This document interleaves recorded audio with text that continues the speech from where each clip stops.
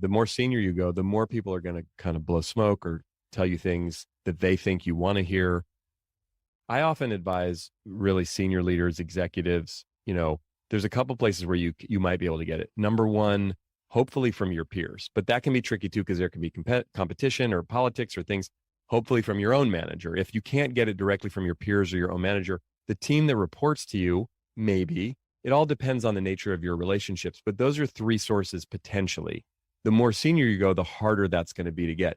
That's why it's really important to have a coach or an advisor or mentors, people outside who both have some awareness of what you do, right? When I talk to CEOs, one of my first questions is always, do you have a coach and do you have a mentor? At least one of each of those things, if not more than one person in those roles, because someone, meaning the difference being a coach might be someone you hire who, like I coach a lot of CEOs, but I've never been a CEO per se. I mean, I'm the president of my own company, but it's not like running a big, Fortune 500 company or something. So you can get coached by someone who maybe doesn't have the same experience. You want to get mentored by someone who's walked the path.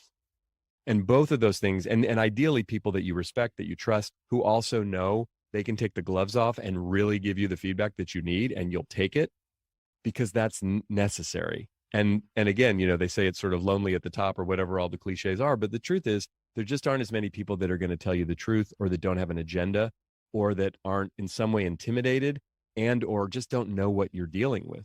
They don't know what you're going through, right? So it's like there are times in life where we can take advice or feedback from a lot of sources, and there's other times we need very specific, right? It's like as parents, if you have a child that's dealing with a specific issue or malady, you want to hear from someone else who's either an expert in that field or has actually gone through that with their own kid. You don't want to just hear from, your grandma and some other person and your friend down the street, because it's like, now you're making me crazy with all the advice. So that's sometimes you got to be very prescriptive and specific about the support that you want, particularly the more senior you are.